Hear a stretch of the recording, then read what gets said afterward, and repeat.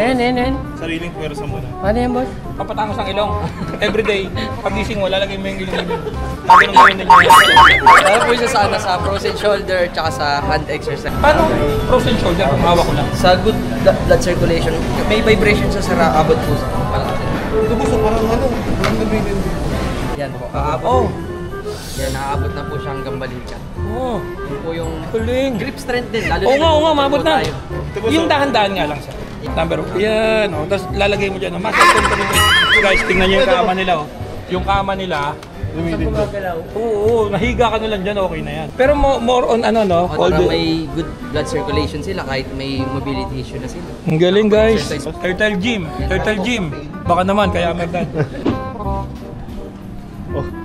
Boss, hindi mo ginagano. Wala. Oo, ginagawa. Pwede ka magsalita. Hindi, dinudugan mo naman. Pag ako nalaglag, di mo ginagawa.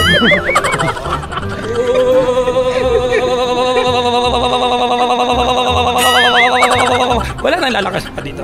Pero nakakiliti sa tenga. Ang ganda naman dito sa Turtle Gym. May 7 pa? Opo, 7. Ay! Sorry. Salamat, boss. Anong name mo, boss? Albert po, sir. Ayan, labas natin si Turtle Gym, guys, sa vlog natin. Turtle Gym! Baka naman kay Hammer Dad. Sabi mo naman. Kay Hammer Dad po. Ayan.